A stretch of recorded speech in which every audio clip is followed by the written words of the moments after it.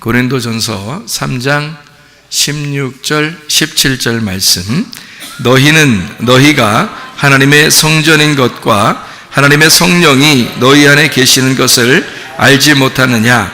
누구든지 하나님의 성전을 더럽히면 하나님이 그 사람을 멸하시리라. 하나님의 성전은 거룩하니 너희도 그러하니라. 아멘. 여기에 보면 무서운 말이 있어요, 없어요? 고린도전서 3장 16, 17절에 보면 무서운 말이 있어요, 없어요? 있죠. 성전을 더럽히면 멸하시리라 이렇게 나와 있죠. 그런데 성경을 우리가 이제 잘 성경을 이해하면서 들으면 이게 무서운 말이 아니고 우리의 속을 깨끗하게 해주겠다는 말이에요. 그러니까 이게 바꿔서 생각을 해보면 참 이해가 되는 말인데, 요거를 이해를 잘 못하게 되면 이게 자꾸 내 생각이 더해져. 그래서 오해가 생겨요. 그러니까 하나님을 꼭 오해하게 만들어. 그 말 자체가 오해하게 만들어요. 그러니까 하나님은 그런 하나님이 아닌데 우리들이 자꾸 말씀을 들으면서 또 성경을 보면서 오해가 생긴다고요. 왜냐하면 성경을 이해가 안 돼서 그래요. 이해를 못해서 그런 거예요. 잘 생각해봐요. 여기서 제가 얘기한 대로 생각해 보세요. 그럼 이게 무서운 얘기인가? 자, 우리가 더럽히면 멸하시리라. 그럼 아이고 무서워. 하나님이 나 멸할 것 같아. 나 지옥 가는가 봐. 이렇게 생각해요. 근데 이게 그런 말이에요? 자, 하나님의 성령이 너를 이렇게 거하시니까 너는 거룩한 성전이야. 거룩한 하나님의 집이야. 그러니까 너를 더럽히잖아? 그러면 거기를 깨끗하게 할 거야. 자, 널 더럽히면 거기를 깨끗하게 해야 돼. 그런 말이잖아요. 그렇게 들으니까 어때요? 아하, 이게 무서운 말이 아니고 우리를 깨끗하게 하려고 하는 거였구나. 이렇게 생각이 들죠. 제가 말한 대로 하나님을 생각해 보면 하나님이 무서운 하나님이 아니라 사랑의 하나님처럼 느껴지죠. 그런데 잘못 얘기하면 하나님이 무서운 하나님처럼 되죠.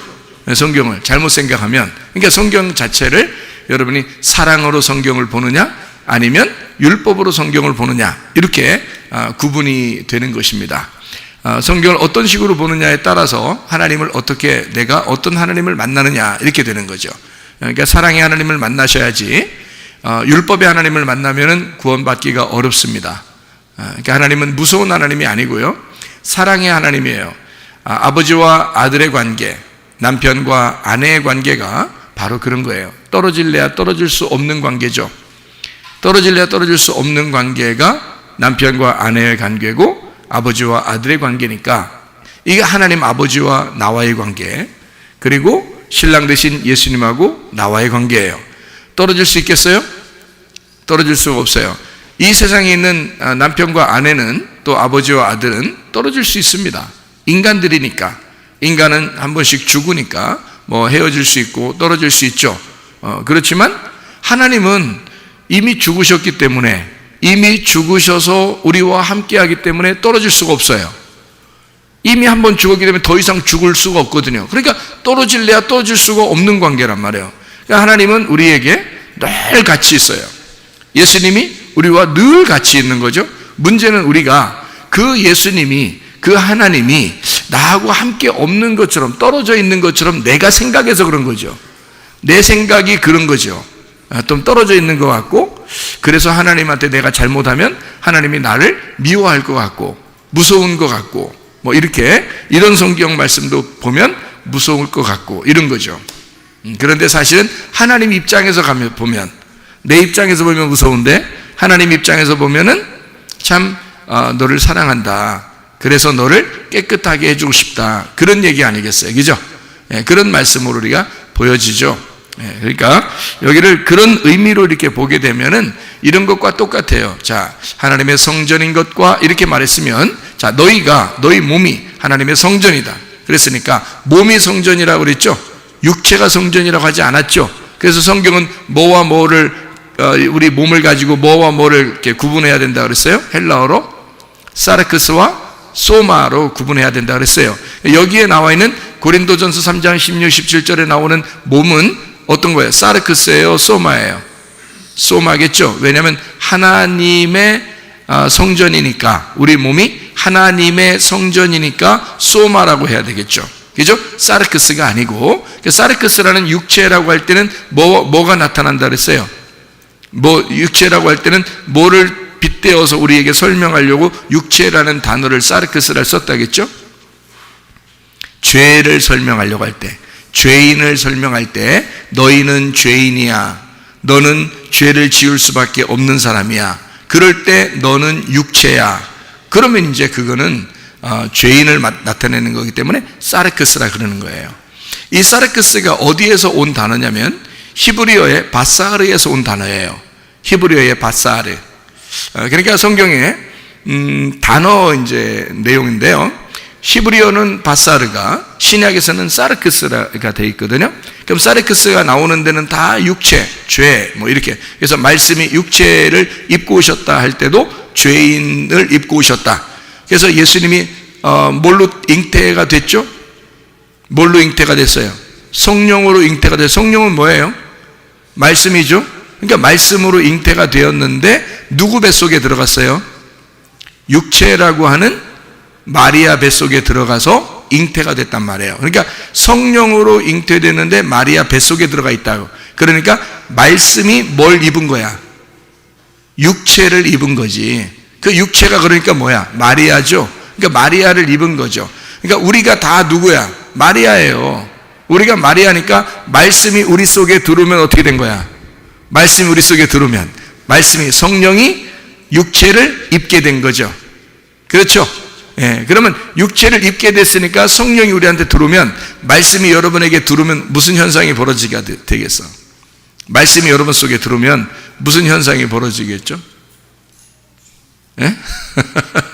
애기 낳아보시면 아는데, 애기 낳아보시면 애기를 이렇게 다 뱃속에 넣고 있을 때가 그래도 그게 편해, 뭐 이런 얘기 할 때가 있죠. 그래서 어른들이 그렇게 얘기하죠.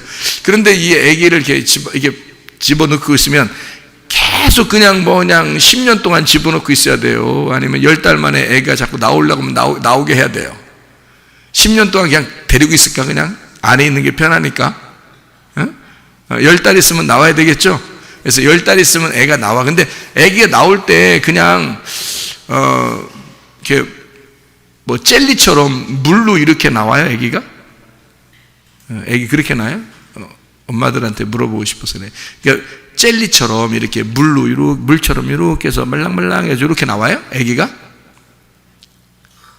그래요? 근데 어디부터 나와요, 보통? 대가리부터 나오죠. 대가리부터 막 밖으로 그냥 어쨌든 밖을 먼저 봐야 되겠다는 얘기야, 자기도. 자기도 밖을 먼저 봐야 되겠다. 발부터 살짝 담그는 게 아니라 말이에요. 머리부터 확 내미는 거야, 이렇게.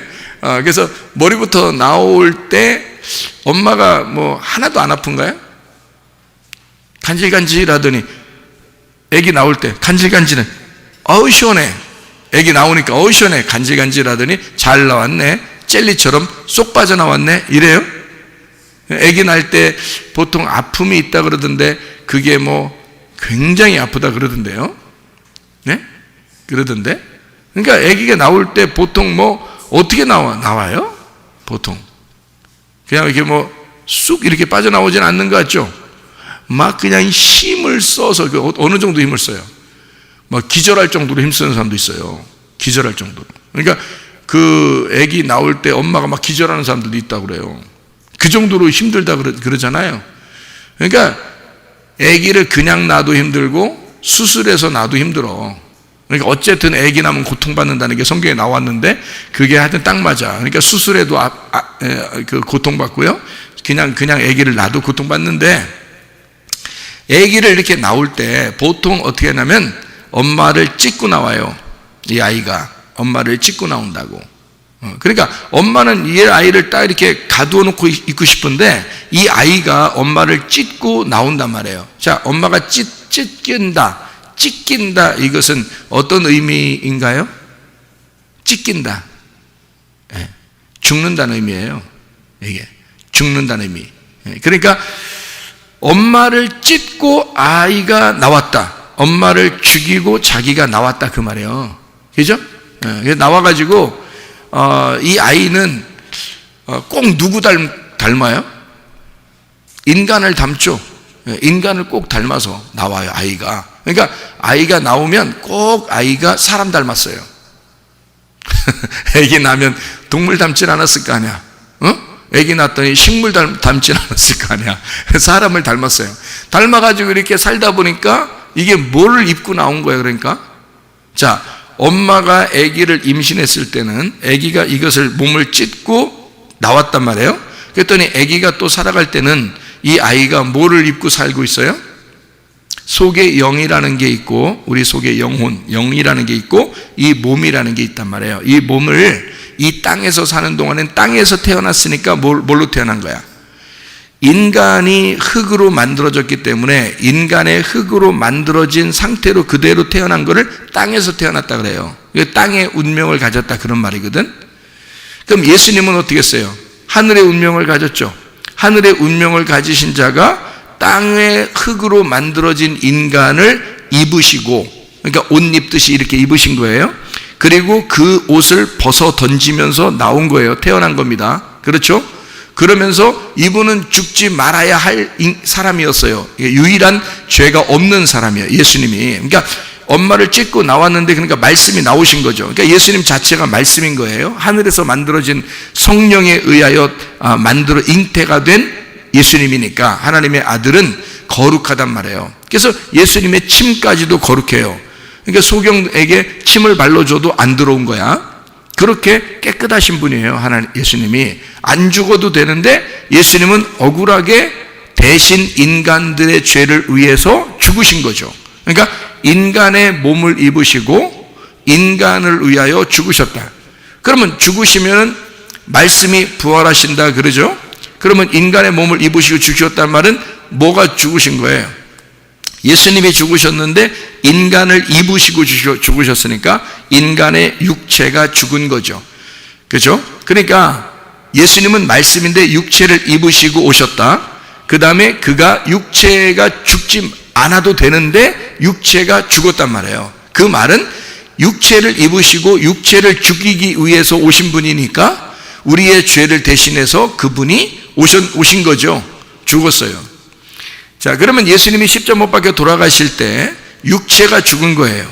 그러면 예수님을 진짜 믿는 사람이라면 육체가 어떻게 되겠어? 우리 육체는 예수님을 진짜 믿는 사람이라면 예수님의 육체가 우리한테 받아들여져요? 아니면 예수를 진짜 믿는 사람이라면 예수님의 몸이 받아들여지겠어요? 예수님의 몸이 받아들여지죠. 왜냐하면 육체가 죽었잖아요. 예수가 육체가 죽었기 때문에 죽은 육체를 받아들이는 게 아니고 부활하신 몸을 받아들이는 거잖아요. 우리가 그게 구원받았다 그러는 거죠. 성령을 받았다 그렇게 말하는 거거든요. 자, 그러면은 예수라는 말씀이 몸을 입으시고 우리에게 임하시는 거죠. 그러면 내 몸은 이제 육체가 아니라 몸이 돼야 되겠죠. 육체가 아니라 몸이 돼야 돼. 이것은 영적인 이야기지 우리의 겉의 모습은 변한 게 없어요. 예수님을 믿기 전이나 예수님 믿고 난 다음이나 몸은 똑같은 몸이란 말이에요. 그러니까 몸이 잘못된 것도 아니고 몸이 나쁜 것도 아니에요. 그러니까 몸은 그냥 어떻게 생겼든지 상관없어요. 몸은 거룩하단 말이에요. 근데 이것이 예수를 믿기 전에는 말씀이 들어오지 않기 때문에, 말씀이 들어오지 않았을 때는 육체고, 말씀이 들어왔다 하더라도 내가 이 말씀이 들어온 사실을 모르고 자꾸 말씀 들어온 사실을 밀어내고 예수 그리스도를 자꾸 이렇게 밀쳐내고서 자기 뜻대로 자꾸 살려고 그러면 어떻게 되냐? 육체의 삶을 살게 된단 말이에요. 이 몸이 그리스도의 몸으로 살아야 되는데 자꾸 내 육체로 살아가려고 한다고.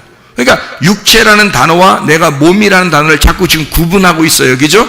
그리스도의 몸이라고 할 때 그리스도의 육체라고 제가 안 하잖아요. 내 육체라고 할 때 내 몸이라고 하지 않잖아요. 이걸 일부러 구분하기 위해서 그런 겁니다. 그리스도의 몸이 우리 안에 돼야 되는데 내가 내 육체대로 살려고 한다는 거지. 이거를 죄라 그러는 거예요, 여러분. 죄라고. 그러니까 내가 몸을 이제 육체라는 것을 입고 내가 살았어. 근데 말씀이 내게 들려왔어요. 그러면 말씀이 들어간 거죠? 말씀이 속에 잉태된 거 아니겠습니까? 그러면 나는 지금 육체인데, 여전히 육체고 여전히 죄를 짓는데 말씀이 내 속에 들어갔단 말이에요. 그렇죠? 나는 여전히 죄를 질 수밖에 없는 인간인데 말씀이 들어왔어요. 자, 이 말씀이 속에서 영원히 같이 있을까? 아니면 내 육체를 찢어버리고 나올까? 내 여기 속에 있는 말씀이 내 육체를 찢고 나온다고. 그게 나의 육체의 죽음이에요. 그러면 내 육체가 죽으면 이 아들이 나와서 그리스도의 몸을 형성한다고. 그럼 이 몸이 육체가 찢어졌기 때문에 몸이 되어버린단 말이에요. 육체가 죽고 몸으로 살아가는 건다고. 그래서 예수님은 우리한테 자, 자기 십자가를 지고 오라겠어요? 우리 십자가 지고 오라겠어요? 우리 십자가, 네 십자가 지고 오라 그러죠? 그럼 네 십자가, 십자가는 뭐 하는 데가 십자가예요? 십자가는 뭐 하는 게 십자가예요? 죽는 게 십자가예요. 맞죠? 그러면 네가 죽고, 뭐가 죽는다는 얘기예요? 네가 죽고, 자, 뭐가 죽는 거야? 육체가 죽고, 그 말이지. 그러니까 네가 육체가 죽으면 날 따라올 수 있다, 그 말이에요. 무슨 말인지 알겠어요? 네가 십자가를 지고 따라와라라는 말은 네가 육체적으로 죽으면 나를 따라올 수가 있다, 그 말이죠. 주님을 따라가는 자들은 육체로 살아가는 사람들이 아니라 그리스도의 몸으로 살아가는 사람이라, 그 말이에요. 그래서 육체의 침례를 받아야 된다는 거죠.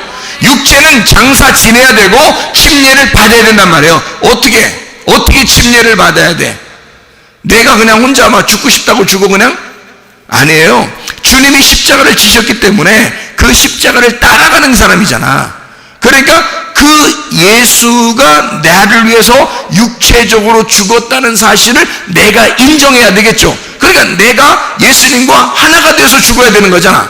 그래서 하나가 돼서 죽는 거를 안수라 그러는 거야. 그래서 어린 양에게 안수하잖아. 이해가 돼요? 죄인이 어린 양에게 안수해서 내 죄를 어린 양에게 넘기는 거야. 그리고 그 어린 양의 목을 쳐서 죽이는 거예요. 그러니까 내가 예수에게 내 모든 육체를 넘겨드려서 예수가 죽은 것을 내 가슴속 깊이 받아들이는 거야. 무슨 말인지 알겠어요? 내가 예수님과 하나가 돼서 예수님이 죽으셨다는, 아니 우리가 십자가, 주님이 십자가잖아 그러면 우리가 십자가 만들어서 지고 가야 돼? 십자가 나무로 막 몇 개 만들어야 돼? 이렇게 십자가 지고 각자 하나씩 막 들고 가고 그래야 되냐고. 아니라, 그런 의미가 아니라고요. 예수님 십자가 지신 거로 모든 게 끝났어. 근데 그 예수님이 나하고 하나가 돼 있지 않으면 내 죽음이 죽음으로 연결되지 않는단 말이에요. 무슨 말인지 알겠어요? 그러니까 침례 요한과, 여러분 침례 세례 요한이라고도 하죠. 세례 요한, 침례 요한이라고 하는데 그 요한이 예수님하고 어떤 관계예요? 예수님하고 어떤 관계? 그러니까 어렵게 설교를 지금 듣지 말고 편안하게 들으라 그랬죠. 너무 긴장하지 말고 그냥 편안하게 설교를 좀 들으라 그랬죠. 자, 요한이라는 사람하고 예수님이라고 하는 사람하고 어떻게, 둘이 어떤 관계예요? 둘이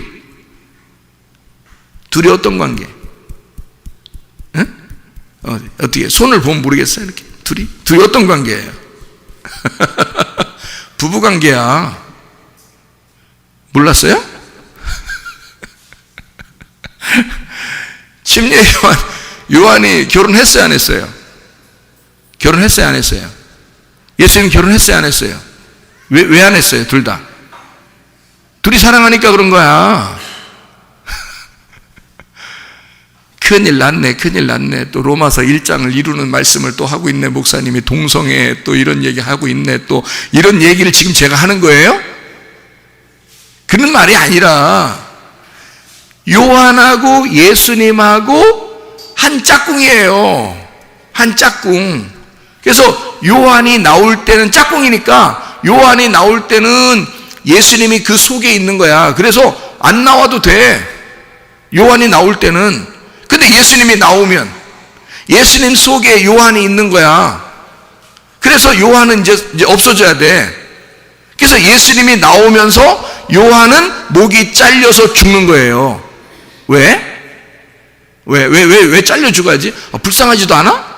여러분은 요한이 안 불쌍해? 아니, 난 요한이 불쌍하던데? 여러분 안 불쌍해? 그냥 잘 죽었다. 목 잘려서. 여러분 그렇게 해야 되겠어? 자, 요한이 예수님이 나오니까 목이 잘려서 죽어요. 그거 어떻게? 원래 그거야. 컨셉이 그거예요. 예수님 나오면 목 잘려 죽는 게 요한의 컨셉이야. 요한은 거기까지야. 딱 거기까지 사는 거야. 그게 요한의 하는 일이에요. 왜 그럴까? 요한은 율법을 상징하는 거거든요. 구약을 상징하는 거거든요. 그러니까 요한까지는 구약이야.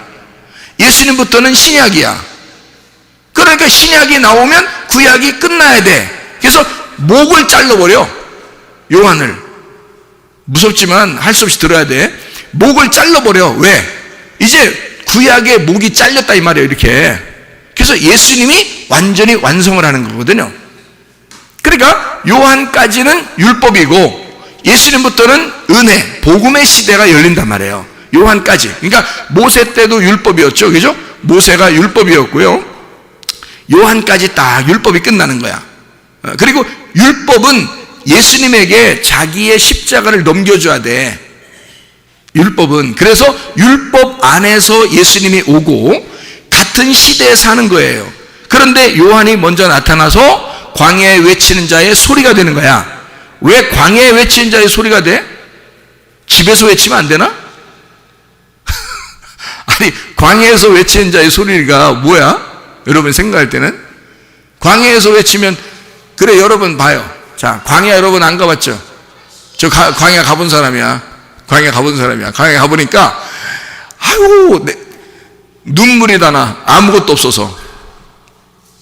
그 안내하시는 분이 뭐라 그러냐면, 광야에 가면은 동물들도 광야에 잘못 빠지면 길을 못 찾아서 죽는답니다. 거기서 길을 못 찾아서. 동물은 원래 이게 다 알아야 되거든요. 막 나올 수 있고 막 이래야 되는데 동물도 길을 근데 보니까 끝도 없어. 계속 이렇게 막 돼 있는 그 광야가요 쭉 펼쳐져 있어서 어떨 때는 어떤 데는 푹 들어가는 골짜기 같이 막 돼 있고요. 어떤 데는 이렇게 좀 올라와 있고 이렇게 언덕처럼. 그러면서 끝없이 광야가 있는데 잘못 빠지면 동물들도 못 나온다는 거예요.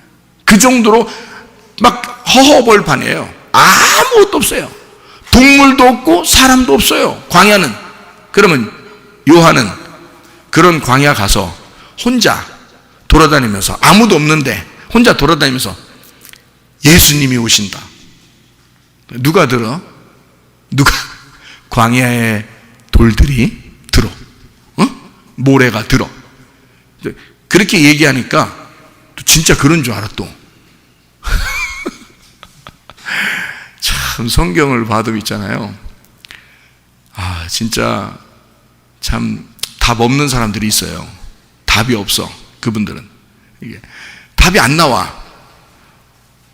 광야에 가면 사람도 안 다니고 동물도 안 다녀. 식물도 없어 거의. 그런 광야예요. 무슨 요한이 가가지고 무슨 거기서 막 광야에 외친 자의 소리요 막 이랬겠어요? 근데 왜 사람들이 엄청 나와가지고 막 침례받고 그래요? 그러면 요한이 어디서 침례를 줬어? 요단강이네. 요단강은 강이네, 강. 그러니까 물도 많은 데네. 광야에 무슨 물이 있어요? 물 많은 요단강에서 침례도 주고 그리고 거기서 외치고 사람들이 있으니까 얘기하는 거지. 그렇죠? 예. 자, 침례 요한은 요단강 이쪽 편에 있을까? 건너편에 있을까? 자, 건너편은요 가나안 땅을 얘기하는 거예요. 요단강 건너서 여호수아가 들어가는 가나안 땅이야. 그리고 요단강 이쪽 편은 모세가 광야에서 죽었다고 하는 그 광야야. 그러면 요한은 주로 어디에서 말씀을 증거하고 사람들에게 이렇게 침례도 주고 그랬을까? 요단강 이쪽 편, 모세가 율법을 전하던 광야 쪽에서 요단강에서 침례를 준 거지. 무슨 말인지 알겠어요? 그러면 그 광야에 이렇게 외치는 자의 소리가 있을 때 사람들은 막 거기에 찾아와서 자기의 죄를 고백하면서 왔어요. 예수님도 침례 요한한테 왔죠? 나 침례 줘라. 그러니까 침례 요한이 내가 세상에 당신의 신발 끈도 내가 매고 풀 수 없는 사람인데 어떻게 나한테 와서 침례를 받으시려고 하십니까? 라고 말했죠. 그러니까 예수님이 뭐라 그래요? 요한한테 잔말하지 말고 그냥 하라면 해. 이런 거를 조금 더 부드럽게 얘기했죠. 이런 말인데 조금 부드럽게 얘기했어요. 그냥 내가 말한 대로 하는 게 그게 좋을 거야. 좀 더 부드럽게, 더 부드럽게 얘기를 하셨겠죠. 주님은 네가 이렇게 내가 말한 대로 하는 게 하나님께 영광일 거야. 뭐 이런 얘기를 해줬어요. 그러니까 할 수 없이 요한이 그 일을 담당해서 예수님에게 안수를 함으로 이제까지의 광야에서까지의 모든 인생의 여정을 예수님에게 넘겨주는 겁니다. 자, 율법의 모든 죄를, 율법으로 이제까지 살아왔던 모든 죄를 예수님에게 안수함으로써 넘겨주는 거예요. 율법의 모든 죄를. 요한이 마지막 율법의 제사장이고 선지자거든요. 무슨 말인지 알겠어요? 예수님이 안 나와 있을 때는요, 요한이 거의 왕입니다. 선지자고 제사장이고 왕이에요. 모든 사람은 요한한테 와 있었어요. 근데 예수님이 딱 등장하자마자 자기는 찌그러져야 된다는 사실을 알았어. 그래서 나는 쇠하여야 하겠고 그는 흥하여야 하리라. 그러는 거야. 알았던 거죠. 말씀을 깨달았단 말이에요. 말씀을 깨달으니까 자기는 죽어야 한다는 사실을 알은 거야. 그렇죠? 어떻게 죽는 것도 목이 잘려서 죽어야 한다는 사실을 알은 거야. 그러니까 요한은 지금 예수님과 요한을 둘을 이렇게 놓고 보면은 지금 요한은 율법적으로 예수님에게 뭐를 갖다 짊어지게 한 거예요? 십자가를 넘겨준 거야. 이해가죠? 예, 그러니까 율법은 우리에게 늘 십자가를 지어주는 거니까 그 십자가를 예수님에게 넘겨주는 거란 말이에요. 거기까지 요한이 하는 일이에요. 그러니까 하는 일이 끝났죠? 끝났으니까 더 이상 돌아다니면 사람들이 다 요한 따라다니지 예수님 안 따라다닌다니까? 요한이 얼마나 유명한데 그 당시에 예수님보다 더 유명해요. 성경을 읽어봐. 다 요한 따라다녔어. 예수님 따라왔던 첫 번째 제자들도 요한의 제자였어요. 요한이 가보라고 해가지고 간 거야. 제자 예수님한테. 다 예수님 따라다니지 않고 요한을 따라다녔었어요. 그렇게 유명한 사람이야. 그러니까 요한이 죽지 않으면 예수님은 이 일을 할 수가 없어요. 이해가 돼요? 그래서 요한의 이제까지의 율법의 모든 일들을 예수님에게 넘겨서 죄를 다 짊어지게 십자가를 넘겨준 거야. 거기까지 일을 하고 요한은 사라지는 겁니다. 노병은 죽지 않는다. 다만 사라질 뿐이다. 이게 사라졌잖아. 요한이 사라졌잖아. 목 잘려서. 근데 죽으면서 뭐라 그래? 노병은 죽지 않는다. 단지 사라질 뿐이다. 자, 어디에 있는 거야? 죽지 않고? 예수님 속에 같이 있는 거야. 무슨 말인지 알겠어요? 자, 성경에 그 광야에서 노병은 죽지 않는 또 한 사람이 있었어. 애굽에서 광야로 데려나오고 광야에서 가나안 땅으로 갈 때 노병은 죽지 않는 사람이 하나 있었어. 누구예요? 모세가 광야에서 죽었다 그러죠? 그런데 진짜로는 죽었어, 안 죽었어? 시체를 찾을 수 있다, 없다? 없다. 노병은 죽지 않는다. 다만 사라질 뿐이다. 어디에 나타났어? 이제 사라져가지고 어디에 나타나? 뿅 하고 가나안 땅에서 여호수아 안에서 나타난단 말이에요. 그러니까 여호수아는 모세가 넘겨준 능력으로 여호수아가 사는 거죠. 그러니까 모세와 여호수아는 연결된 사람이라는 거죠. 이해가 돼요? 제가 이 성경을 이야기하는 걸 여러분 잘 들어야 돼. 그래야 성경이 이해가 되는 거예요. 따로따로 놓고 보면 안 돼요, 성경을. 여러분, 그러면 성경이 이해가 안 되는 거야. 모세는 여호수아를 통해서 가나안 땅에 들어가는 거예요. 그래서 모세가 율법적으로 광야에서 사라지는 겁니다. 시체를 찾을 수가 없어. 어디에 나타나야 되기 때문에 여호수아 안에 들어가서 같이 나타나야 되니까. 무슨 말인지 알겠죠? 노병은 죽지 않아요? 다만 사라질 뿐입니다. 다시 나타납니다. 가나안 땅에 들어가서. 침례 요한도 목 잘려서 죽었습니다. 실제로 죽었어요. 그 당시에 역사적으로도 죽었습니다. 실제로 죽었어요. 근데 그 정신은, 그 율법은, 그 마음은 어디에서 나타나? 예수님 안에서 나타난다 그 말이에요. 이해가 되겠어요? 그러면 이게 이 진짜 죽은 거예요? 진짜 죽은 게 아니에요. 진짜 죽은 게 아니라는 거지. 그러니까 진짜 죽었지. 또 저 목사님 또 안 죽었다 그러는 건가? 그 얘기가 아니라, 제가 지금 얘기하는 것은 지금 그의 정신을 얘기하는 거고, 그의 율법을 얘기하는 거고, 그의 마음을 얘기하는 거죠. 우리는 지금 겉으로 할례받는 걸 얘기하는 거예요? 마음으로 할례받는 걸 얘기하는 거야? 마음으로 할례받는 걸 얘기하는 거죠. 여러분이 겉으로 침례받고 세례받고 그런다면 여러분 지금도 다 데리고 나서 요단강에서 침례를 받든지 세례를 받든지 하고, 여러분 다 여기 가가지고 여기 말해요, 시냇 물가에 가가지고 다 같이 그냥 물속에 다 집어넣었다가 뺐다가 하면, 그러면 그게 겉으로 다 받는 거지. 실제로 속에서 받는 걸 얘기해야지. 속에서 침례나 세례가 이루어져야지. 그러니까 내 속에서 침례와 세례가 이루어지는 걸 뭐라 그래? 죽음이라 그래. 죽음. 뭐가 죽은 거야? 자, 말씀이 죽어야 돼. 몸이 죽어야 돼. 육체가 죽어야 돼.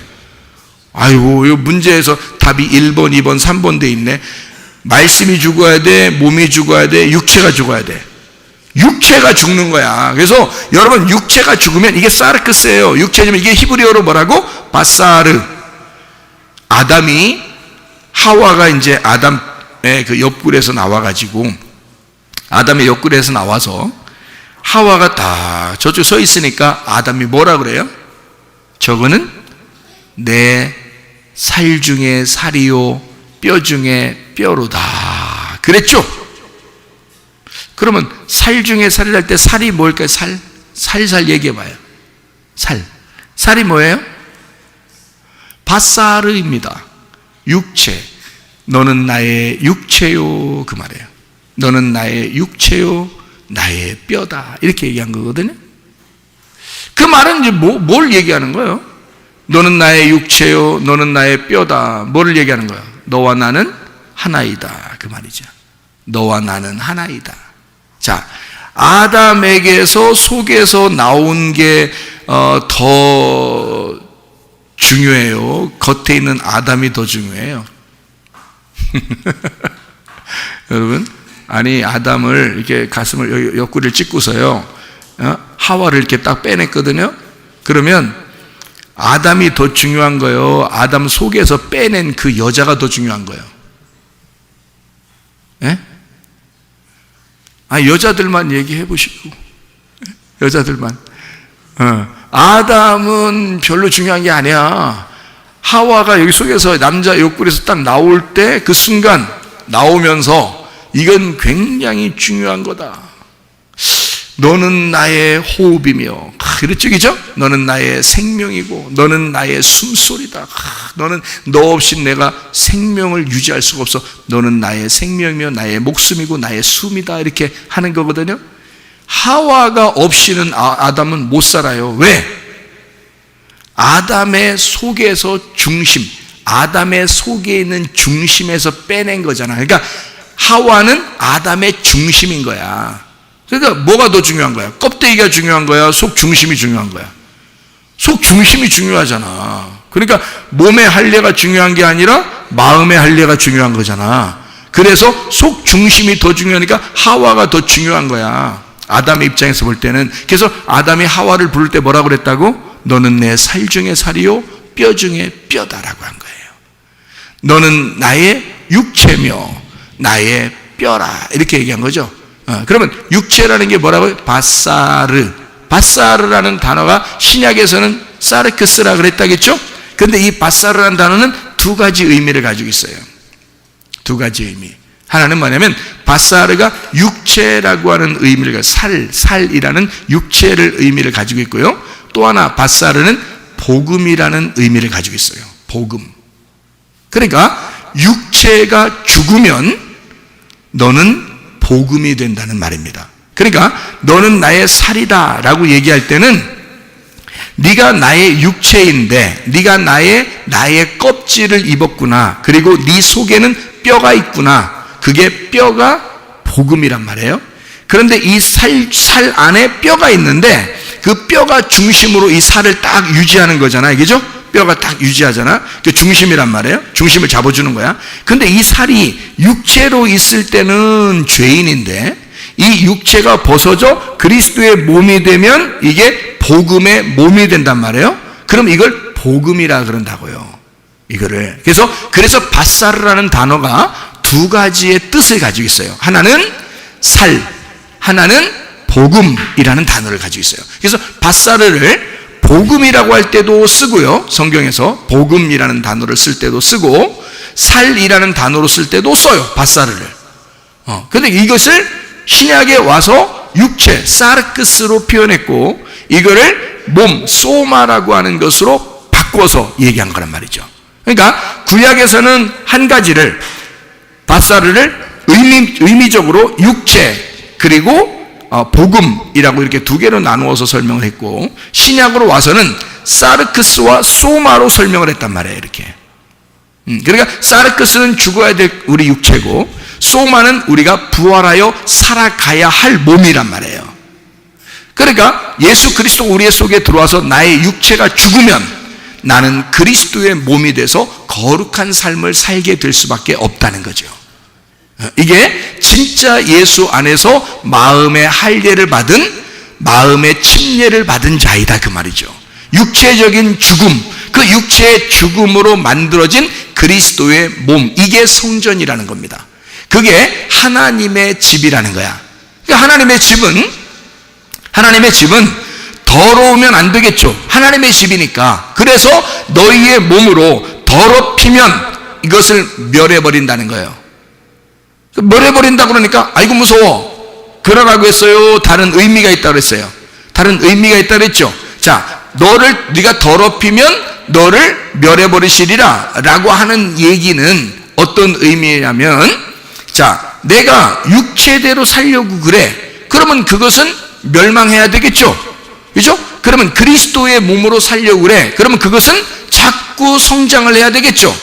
그거예요. 그러니까 너를 멸하시리라, 너 죄짓고 더럽게 되면 너 멸하시리라 라고 하는 것은 우리를 깨끗하게 해주고 싶다는 얘기가 된다겠죠. 그죠? 깨끗하게 해주고 싶다는 말이에요. 그러니까 우리가 깨끗이라는 생각을 하게 되면 하나님이 사랑이 많게 느껴지는데, 멸하시리라 이런 생각을 하게 되면 무서움이 들려온다는 거죠. 그러니까 성경을 볼 때 하나님의 생각으로 보면은 사랑이 넘쳐나는데 내 생각대로 성경을 보면 무서운 책이 돼버린다는 얘기예요.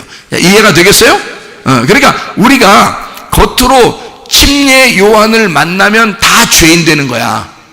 그런데 예수님을 만나면 어떻게 돼? 그 죄인을 된 사람이 예수님을 만나면 다 구원을 받는 거예요.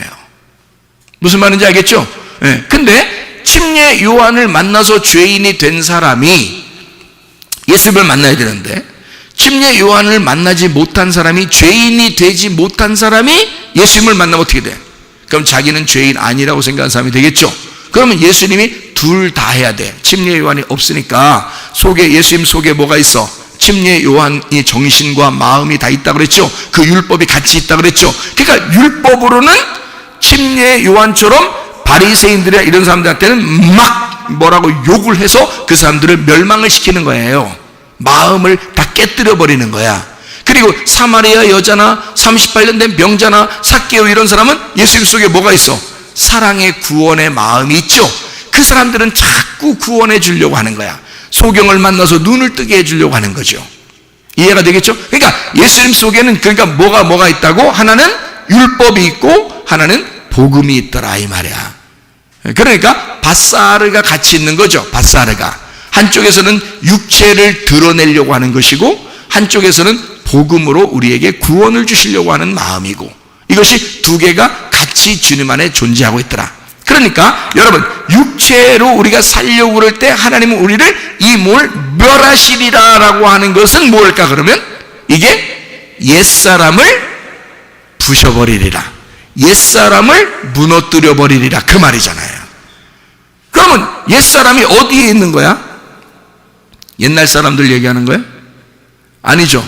우리의 속에 옛날 성품을 얘기하는 거야. 내가 태어날 때부터 가지고 있었던 성격, 내가 태어날 때부터 가지고 있었던 그런 삶, 내 생각, 내 뜻, 어떤 그 유전적인 거, 그 운명, 이런 것들이 옛사람이란 말이에요. 그것은 철저하게 무너져야 돼. 그렇죠? 그리고 우리한테는 속에 뭐가 세워져야 돼? 옛사람이 무너져야 되니까 뭐가 세워져야 돼? 새 사람이 세워져야 되는 거죠. 그러니까 옛사람은 죽는 거고 새 사람은 부활하는 거지. 우리에 대한 얘기구나. 나에 대한 얘기로 옛사람, 새사람을 얘기한 거였구나. 아하. 그러니까 나는 옛 남편에게서 쫓겨나서 새로운 남편 대신 예수님 만나는 거였구나. 그 얘기네. 그 얘기가 우리 안에 있는 얘기네. 그게 성경책에 있는 말씀이네요. 아하, 그런 얘기였구나. 그러니까 우리는 침례 요한의 입장에서 우리를 죽이는 것, 율법적으로 예수님 입장에서 우리를 구원하시는 것, 은혜를 베푸시는 것, 이 두 개가 어떻게 한다? 짝꿍이다. 그래서 같이 우리에게 온다는 얘기죠. 말씀이. 이해가 되겠죠? 무슨 말인가, 그죠? 자, 그럼 여기서 성경 한 군데만 우리 찾아보고 우리 설명하고 마치도록 하겠습니다. 역대상 28장, 역대상 28장입니다. 역대상 28장, 28장 3절부터 한번 보도록 하겠습니다. 역대상 28장 3절부터 보면 하나님이 내게 이르시되 너는 전쟁을 많이 한 사람이라 피를 많이 흘렸으니 내 이름을 위하여 성전을 건축하지 못하리라 하셨느니라. 누구에게 얘기하는 거예요? 이게 지금? 다윗에게 얘기하는 거예요. 하나님이 다윗한테 얘기하는 거야. 너 전쟁 많이 했잖아. 피를 많이 흘렸거든. 그러니까 성전 건축을 못할 거야. 이렇게 했어요. 그러니까 너는 전쟁을 많이 했어. 피를 많이 흘렸어. 너는 성전 건축을 못할 거야. 다윗한테 얘기한 거예요. 이게 지금. 자, 5절. 여호와께서 내게 여러 아들을 주시고 그 모든 아들 중에서 내 아들 솔로몬을 택하사 여호와의 나라 왕 위에 앉혀 이스라엘을 다스리게 하려 하실세. 자, 누구를 왕으로 삼는다 그래요? 솔로몬을 왕으로 삼는다 그래요. 솔로몬 이름이 어떤 거예요? 샬롬이라 그랬죠. 샬롬, 그게 완성됐다는 얘기고 다 이루어졌다는 얘기고 휴식이라는 얘기예요. 안식이라는 얘기입니다. 평화라는 얘기고 서로 연합이 돼서 하나가 되었다. 부부가 나누어서 각방 쓰다가 이제 한 방 쓰게 되었다, 그 말이에요. 그래서 같이 서로 사랑하게 되었다. 둘이 뽀뽀하게 되었다, 그 말이에요. 이게 지금 솔로몬이에요. 샬롬. 그러니까 여러분 집에 가서 부부들은 다 솔로몬 하시라고. 예? 다윗 하지 말고 솔로몬 하시라고. 다윗 하면 다 전쟁해야 돼. 각방 써야 돼. 둘이 싸워. 근데 부부는 항상 어떻게 우리 오늘 솔로몬 합시다. 그러면 이제 둘이 솔로몬 되는 거야. 그래서 솔로몬 되면 그날은 어떤 날이야? 성전 건축이 이루어지는 날이야. 솔로몬. 자, 지금 제가 딴 말 하는 거요. 성경 얘기하는 거예요. 지금 제가 성경 얘기하는 거예요. 여러분 가정 얘기도 해주면서 역대상 28장에 지금 얘기를 하는 거예요. 솔로몬이 나타나서 성전을 건축하게 될 것이다. 이게 솔로몬이라는 이름 때문에 그래요. 평화, 안식, 휴식 다 이루었다, 완성됐다는 이름 때문에 그렇습니다. 솔로몬, 샬롬. 그래서 왕이 되는 거예요. 이 다윗의 아들 솔로몬이, 다윗과 솔로몬이 지금 둘이에요? 하나예요? 하나예요, 하나. 자, 성전 건축을 할 때 하나님이 어떻게 해주시냐면요, 참 놀랍습니다. 참 놀라워요. 역대상 28장을 여러분이 읽을 때, 평상시에 읽을 때 이런 생각을 가지고 읽었는지 모르겠어요. 저는 역대상 28장을 읽을 때마다 참 신기하다는 생각이 들었어요. 참 신기하다. 저만 신기한가? 여러분도 좀 신기하기를 바라는데, 역대상 28장에 보면 좀 신기한 내용이 있어요. 11절부터 이렇게 보면요, 이렇게 되어 있습니다. 다윗이 성전의 복도와 그 집들과 그 곳간과 다락과 골방과 속죄소의 설계도를 그의 아들 솔로몬에게 주고, 그러니까 설계도가 있었단 얘기예요. 집을 건축할 때는 반드시 설계도가 있어야 되는데 그 설계도를 솔로몬에게 주었다는 거예요. 그러면 설계도는 누가 가지고 있었던 거야? 솔로몬한테 준 그 설계도는 누가 가지고 있었던 거예요? 다윗이 가지고 있었던 거예요. 그러니까 다윗이 설계도가 있었던 거예요. 집의 설계도는 다윗이 가지고요, 집을 완성하고 지은 건 솔로몬이란 말이에요. 그러니까 설계도를 가지고 집을 짓는 거잖아. 그러니까 다윗과 솔로몬은 둘이 떨어질래야 떨어질 수 없는 관계인 거지. 그러니까 다윗은 노병이고, 노병은 죽어 안 죽어? 안 죽는 다 있지. 다만 사라질 뿐이다. 그래서 어디로 나타나? 사라졌다가 어디로 나타나? 솔로몬 안에서 나타나는 거야. 그러니까 솔로몬이 그 아버지의 그 설계도를 솔로몬이 갖게 된 거죠. 그렇죠? 그럼 그 설계도는 어떤 식으로 이루어진 설계도일까? 궁금하죠? 궁금하면 500원. 그러면 안 되죠. 역대상 28장 12절의 말씀에 보니까 또 그가 영감으로 받은 모든 것, 설계도가 어떻게 받았는가 봤더니 영감으로 받았다는 거예요. 할망구로 받았다는 얘기가 아니죠. 영감으로 받았다는 얘기야. 영감, 왜 불러? 뒷뜰에 숨겨놓은 설계도 가지고 와라. 이렇게 하죠. 영감으로 받은 모든 것, 곧 여호와의 성전의 뜰과 사면의 모든 방과 하나님의 성전 곳간과 성물 곳간의 설계도를 주고, 그래서 설계도가 그러니까 영감을 받아서 영감으로 설계도를 알게 된 거고, 설계도를 그려놨어요. 다윗이. 놀랍죠? 설계도를 싹 그려놓고요. 그래서 저는 너무 신기한 거야, 이게. 이 말들이 너무 신기한 거야. 집을 지을 때 설계도가 필요한데 아버지가 설계도를 다 그려놓고 아들에게 그 설계도를 넘겨줘요. 근데 그 설계도는 하나님이 가르쳐 준 거야. 하나님이 가르쳐줘서 이렇게 그리라고 해서 설계도를 그려놓고 있었고, 그 그려놓은 것을 아들에게 넘겨줘서 아들이 집을 진 거죠. 야, 놀라운 겁니다. 이게 대단합니다. 이게 영감이라 그러는 거야. 그러니까 영감 무시하면 돼, 안 돼?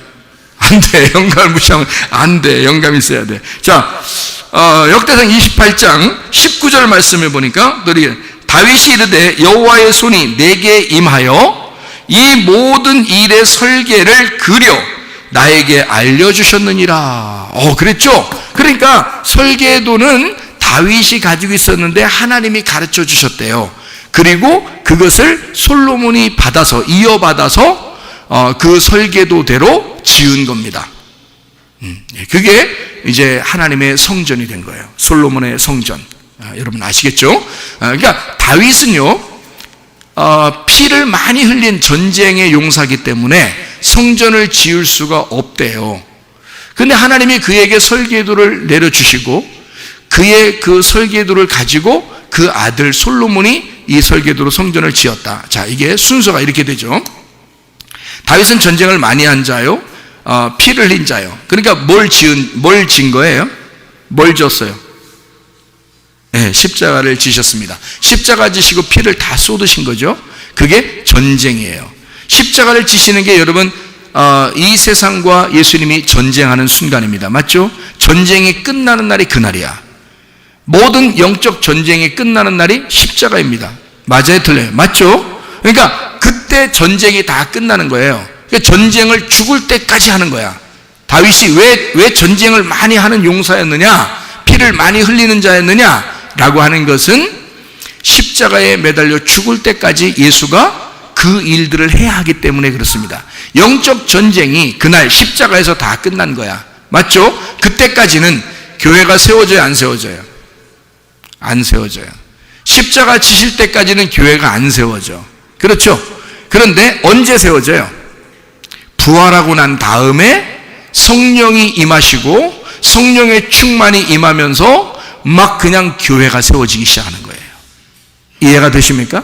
그러면 부활하고 난 다음에 교회가 세워지니까 누가 세운 거예요? 다윗이 세운 거예요? 솔로몬이 세운 거예요? 솔로몬이 세운 거란 말이에요. 부활의 예수가 세운 거야. 십자가 예수는 죽는 데까지고, 그리고 부활의 예수가 교회를 세운 거예요. 이해가 되죠? 그러니까 다윗은 십자가를 지고 솔로몬은 부활하여 하나님의 성전을 세웠다는 얘기가 맞죠? 그럼 예수님은 십자가를 지시고 성령님이 와서 교회를 세우는 것이다. 이해가 되겠죠? 무슨 말인가? 그러면 그 성령님 안에는 뭐가 있어요? 설계도가 있단 말이에요. 그 십자가의 설계도가 있다고. 그러니까 성령님 안에는 뭐가 들어있는 거라고? 예수의 정신이 들어있다고, 예수의 마음이 들어있다고, 예수의 설계도가 들어있다고. 그리고 그 예수의 설계도가 성령님 안에 들어와서 딱 내 안에 그 성령님이 들어와 내 속에서 하나님의 집을 건축하게 될 때는 어떻게 건축하겠어요? 예, 막 깎아내고 도려내고 막 해서 깎아낼 건 깎아내고 도려낼 건 도려내고 죽일 건 죽여서 살릴 건 살려서 나를 건축을 하겠죠. 하나님의 집을 건축하는 이유가 뭐예요? 여러분 집 건축하는 이유가 뭐예요? 여러분 집 왜 건축해요? 건축해놓고 강아지 한 마리 사다가 거기다 풀어놓으려고 그래요? 집 엄청나게 막 크게 막 100평 이상 줘놓고서 말해요. 강아지 2마리 정도 사놓고서 거기다가 넣으려고 집잖아요. 그렇게? 안 그럴 거래요. 엄청나게 좋은 집을 여러분이 짓는다면 왜 짓는 거예요? 지은 사람이 들어가서 살려고 그러는 거죠. 그렇죠? 그러면 하나님의 집이 어디에 세워져? 내 안에 세워진다면 내 안에서 하나님이 내 안에 어떻게 하려고?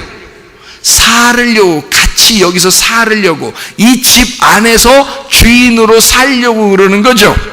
자, 집이 주인이에요? 주인이 주인이에요? 주인이 주인이요. 자, 나는 뭐라고? 하나님의 집이라고. 하나님은 뭐라고? 하나님의 집의 하나님이라고. 그러니까 하나님은 내 주인이죠. 내가 내 집을 누구한테 줘야 돼? 주인에게 줘야 되는 거야. 그러면 내 몸은 누구 뜻대로 살아야 돼?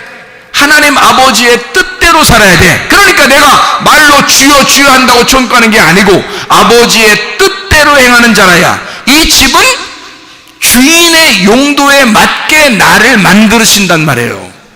그래서 나를 멸하시고 더러운 부분은 멸하시고 깨끗하게 나를 만들어서 내 집을 청소하여 아버지라는 주인이 내 속에 들어와 살려고 그러는 거죠.